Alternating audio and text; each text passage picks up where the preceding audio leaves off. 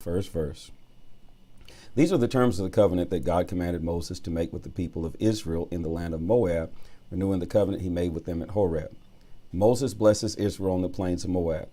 Moses called all Israel together and said, "You've seen with your own eyes everything that God did in Egypt to Pharaoh and his servants and to the land itself, the massive trials to which you were witnesses, the great signs and miracle wonders. But God didn't give you an understanding heart or perceptive eyes or attentive ears until right now, this very day. I took you through the wilderness for 40 years, and through all that time, the clothes on your back didn't wear out, the sandals on your feet didn't wear out, and you lived well without bread and wine and beer," Jesus, "to prove to you that I am in fact God your God. When you arrived here in this place, Sihon, king of Heshbon, and Og, king of Bashan, met us primed for war, but we beat them. We took their land and gave it as an inheritance to the Reubenites, the Gadites, and the half-tribe of Manasseh. Diligently keep the words of this covenant, do what they say, so that you will live well and wisely in every detail. You're all standing here today in the presence of God, your God, the heads of your tribes, your leaders, your officials, all Israel, your babies, your wives, the resident foreigners in your camps who fetch your firewood and water, ready to cross over into the solemnly sworn covenant that God, your God, is making with you today. The covenant that this day confirms that you are his people, and he is God, your God, just as he promised you and your ancestors, Abraham, Isaac, and Jacob.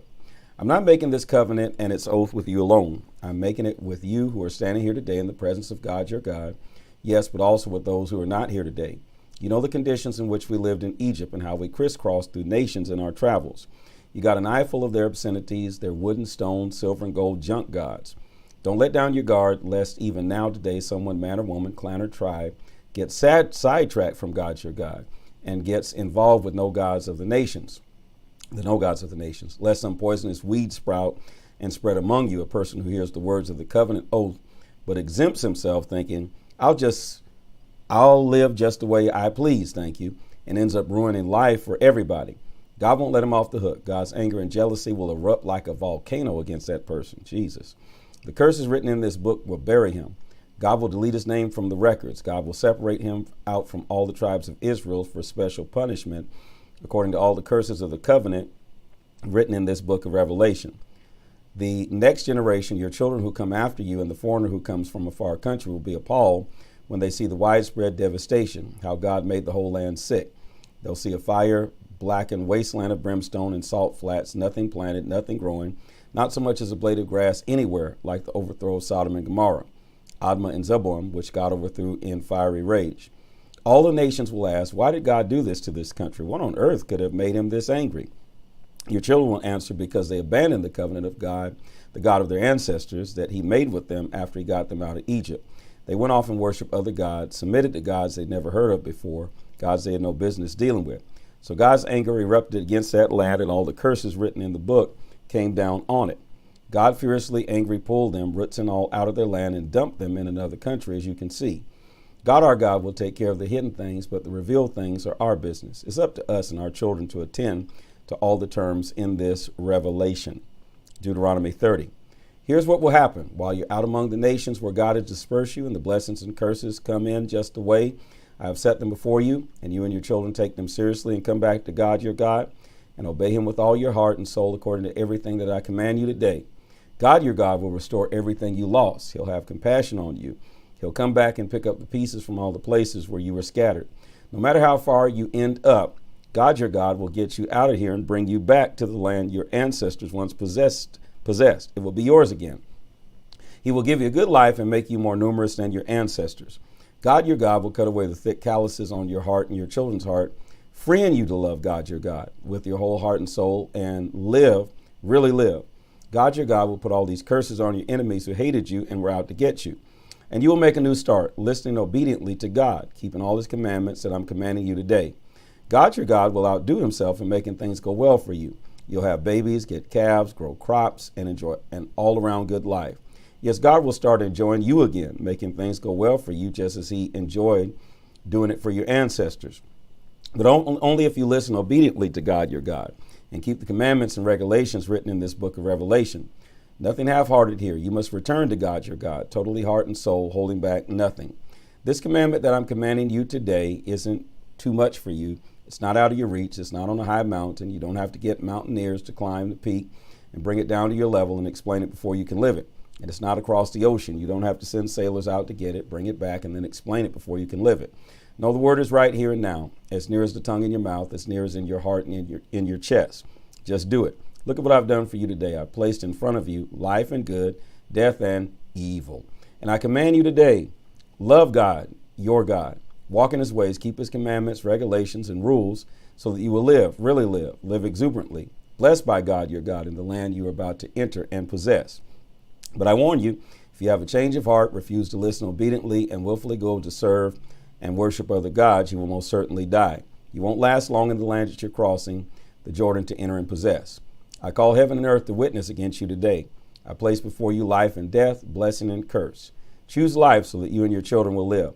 And love God, your God. Listen obediently to him, firmly embracing him. Oh, yes, he is life itself, a long life settled on the soil that God, your God, promised to give your ancestors, Abraham, Isaac, and Jacob. Deuteronomy 31, the charge. Moses went on and addressed these words to all Israel. He said, I'm 120 years old today. I can't get about as I used to, and God told me you're not going to cross this Jordan River. God, your God, will cross the river ahead of you and destroy the nations in your path so that you may oust them. And Joshua will cross the river before you as God said he would.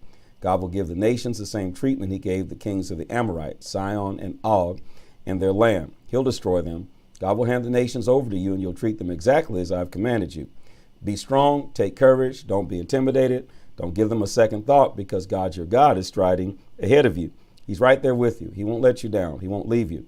Then Moses summoned Joshua. He said to him with all Israel watching, be strong, take courage. You will enter the land with his people. This is the land that God promised their ancestors that he'd give them. You will make them the proud possessors of it. God is striding ahead of you. He's right there with you. He won't let you down. He won't leave you. Don't be intimidated. Don't worry. Moses wrote out this revelation and gave it to the priests, the sons of Levi, who carried the chest of the covenant of God, and to all the leaders of Israel. And he gave these orders. At the end of every 7 years, the year all debts are canceled during the pilgrim festival of booths, when everyone in Israel comes to appear in the presence of God, your God. At the place he designates, read out this revelation to all Israel with everyone listening. Gather the people together, men, women, children, and the foreigners living among you, so that they can listen well, so that they may learn to live in holy awe before God, your God, and diligently keep everything in this revelation. And do this so that their children who don't yet know all this will also listen and learn to live in holy awe before God, your God, for as long as you live on the land that you are crossing over the Jordan to possess. God spoke to Moses, you are about to die. So call Joshua, meet me in the tent of meeting so that I can commission him. So Moses and Joshua went and stationed themselves in the tent of meeting. God appeared in the tent in a pillar of cloud. The cloud was near the entrance of the tent of meeting. God spoke to Moses, you're about to die and be buried with your ancestors. You'll be no sooner in the grave than this people will be up and lusting after the foreign gods of this country that they are entering. They will abandon me and violate my covenant that I've made with them. I'll get angry, oh so angry. I'll walk off and leave them on their own. Won't so much as look back at them. The many calamities and disasters will devastate them before they're defenseless. They'll say, isn't it because God wasn't there that all this evil has come upon us? But I'll stay out of their lives, keep looking the other way because of all their evil they took up with other gods. But for right now, copy down this song and teach the people of Israel to sing it by heart.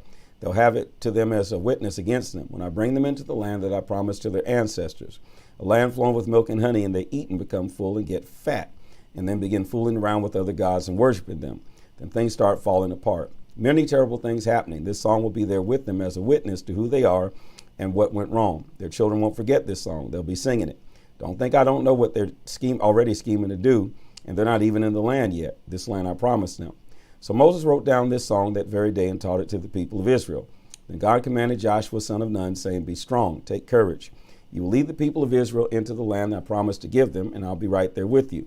After Moses had finished writing down the words of the revelation in a book, right down to the last word, he ordered the Levites who were responsible for carrying the chest of the covenant God, saying, take this book of Revelation and place it alongside the chest of the covenant of God, your God. Keep it there as a witness. I know what rebels you are, how stubborn and willful you can be. Even today, while I'm still alive and present with you, you're rebellious against God. How much worse when I've died. So gather the leaders of the tribes and the officials here. I have something I need to say directly to them with heaven and earth as a witness. I know that after I die, you're going to make a mess of things, abandoning the way I commanded, inviting all kinds of evil consequences in the days ahead. You're determined to do evil in defiance of God. I know you are, deliberately provoking his anger by what you do. So with everyone in Israel gathered and listening, Moses taught them the words of this song from start to finish. Deuteronomy 32, the song. Listen, heavens, I have something to tell you. Attention, earth, I've got a mouthful of words. My teaching, let it fall like a gentle rain. My words arrive like morning dew, like a sprinkling rain on new grass, like spring showers on the garden. For it's God's name I'm preaching. Respond to the greatness of our God, the rock. His works are perfect, and the way he works is fair and just. A God you can depend on, no exceptions. A straight arrow God. His mixed up children, his non-children, throw mud at him, but none of it sticks. Don't you realize it is God you are treating like this? This is crazy. Don't you have any sense of reverence? Isn't this your Father who created you, who made you and gave you a place on earth? Read up on what happened before you were born. Dig into the past. Understand the roots. Ask your parents what it was like before you were born. Ask the old ones. They'll tell you a thing or two. When the high God gave the nations their state, gave them their place on earth, he put each of the peoples within boundaries, under the care of divine guardians. But God himself took charge of his people, took Jacob on as his personal concern. He found him out in the wilderness in an empty, windswept wasteland. He threw his arms around him, lavished attention on him, guarding him as the apple of his eye. He was like an eagle hovering over its nest, overshadowing its young, then spreading its wings, lifting them into the air, teaching them to fly. God alone led them. There was not a foreign God in sight. God lifted him onto the hilltop so he could feast on the crops in the fields. He fed him honey from the rock, oil from granite crags, curds of cattle and the milk of sheep, the choice cuts of lambs and goats, fine Bashan rams, high quality wheat, and the blood of grapes. You drank good wine. Jeshurun put on weight and bucked. You got fat, became obese, a tub of lard. He abandoned the God who made him. Tub of lard. Wow. He mocked the rock of his salvation. They made him jealous with his foreign trendy gods. And with obscenities, they vexed him to no end. They sacrificed to no god demons, gods he knew nothing about. The latest in gods, fresh from the market. Gods your ancestors would never call gods. You walked out on the rock who gave you your life. Forgot the birth God who brought you into the world. God saw it and spun around, angered and hurt by his sons and daughters. He said, from now on, I'm looking the other way. Wait and see what happens to them. Oh, they're a turned around, upside down generation. Who knows what they'll do from one moment to the next? They've goaded me with their no gods, infuriated me with their hot air gods. I'm going to goad them with the no people, with a hollow nation, incense them. My anger started a fire, a wildfire burning deep down in Sheol, then shooting up and devouring the earth and its crops, setting all the mountains bottom to top on fire.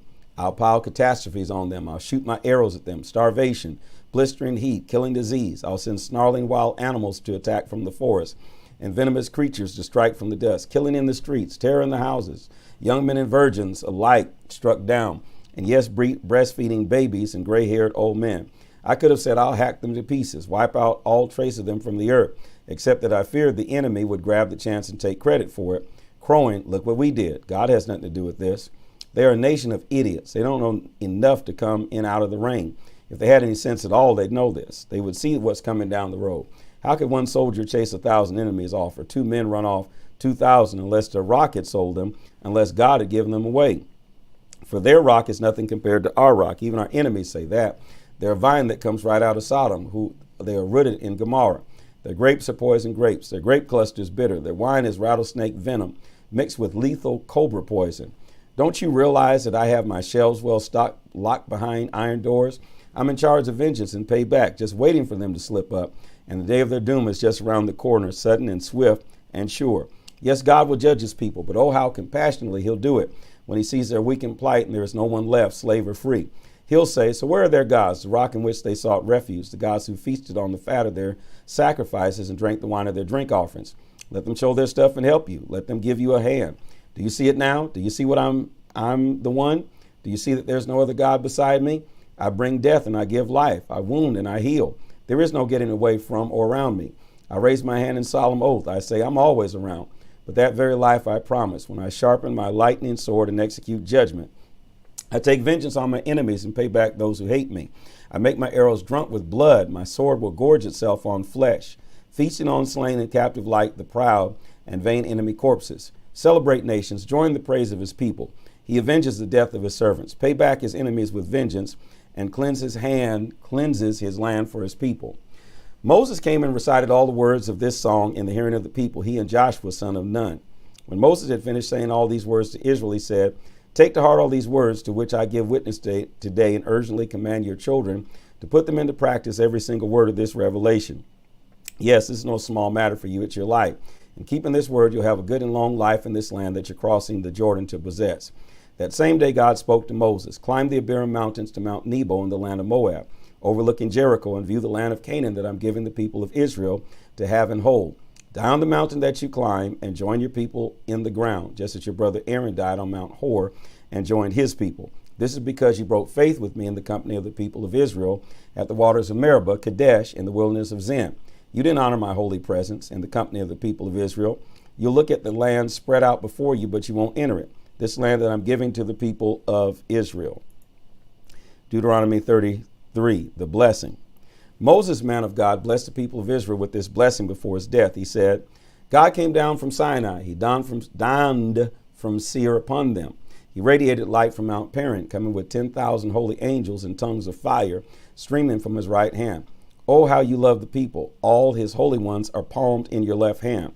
They sit at your feet, honoring your teaching, the revelation commanded by Moses as the assembly of Jacob's inheritance. Thus God became king in Jeshurun as the leaders and tribes of Israel gathered. Reuben, let Reuben live and not die, but just barely in diminishing numbers. Judah, listen, God, to the voice of Judah. Bring him to his people. Strengthen his grip. Be his helper against his foes. Levi, let your Thummim and Urim belong to your loyal saint, the one you tested at Massah, whom you fought with all at the waters of Meribah, who said of his father and mother, I no longer recognize them. He turned his back on his brothers and neglected his children because he was guardian of your saying and watching over your covenant. Let him teach your rules to Jacob and your revelation to Israel. Let him keep the incense rising to your nostrils and the whole burnt offerings on your altar. God bless his commitment. Stamp your seal of approval on what he does. Disable the loins of those who defy him. Make sure we've heard the last from those who hate him. Benjamin, God's beloved, God's permanent residence, encircled by God all day long, within whom God is at home. Joseph, blessed by God he is, land. Blessed by God be his land. The best fresh dew from high heaven and the fountain springing from the depths. The best radiance streaming from the sun and the best the moon has to offer. Beauty pouring off the tops of the mountains and the best from the everlasting hills. The best of earth's exuberant gifts. The smile of the burning bush dweller. All this on the head of Joseph, on the brow of the set apart one among his brothers. In splendor, he's like a firstborn bull, his horns the horns of a wild ox. He'll gore the nations with those horns, push them all to the ends of the earth. Ephraim by the thousands will do this. Manasseh by the thousands will do this. Zebulun and Issachar. Celebrate Zebulun as you go out and Issachar as you stay home. They'll invite people to the mountain and offer sacrifices of right worship, for they will have hauled riches in from the sea and glean treasures from the beaches. Gad. Blessed is he who makes Gad large. Gad roams like a lion, tears off an arm, rips open a skull. He took one look and grabbed the best for himself, the portion just made for someone in charge. He took his place at the head, carried out God's right ways and his rules for life in Israel. Dan is a lion's cub leaping out of Bashan. Naphtali brims with blessings, spills over with God's blessings as he takes possession of the sea and Southland. Asher best blessed of the sons. Tongue twister. May he be the favorite of his brothers, his feet massaged in oil, safe behind ironclad gates, doors and gates, your strength like iron as long as you live. There is none like God, Jeshurun, riding to your rescue through the skies, his dignity hallowed by clouds. The ancient God is home on a fountain of everlasting arms. He drove out the enemy before you and commanded, destroy. Israel lives securely, the fountain of Jacob undisturbed, in grain and wine country, and oh yes, his heavens drip dew. Lucky Israel, who has it as good as you? A people saved by God, the shield who defends you, the sword who brings triumph. Your enemies will come crawling on their bellies, and you'll march on their backs. Deuteronomy 34, the death of Moses. Moses climbed from the plains of Moab to Mount Nebo, the peak of Pisgah facing Jericho. God showed him all the land from Gilead to Dan, all Naphtali, Ephraim and Manasseh, all Judah reaching to the Mediterranean Sea, the Negev and the plains which encircle Jericho, city of palms as far south as Zoar. Then and there God said to him, this is the land I promised to your ancestors, to Abraham, Isaac, and Jacob, with the words I will give it to your descendants.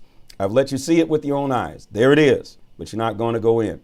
Moses died there in the land of Moab. Moses, the servant of God, just as God said. God buried him in the valley in the land of Moab opposite Beth Peor.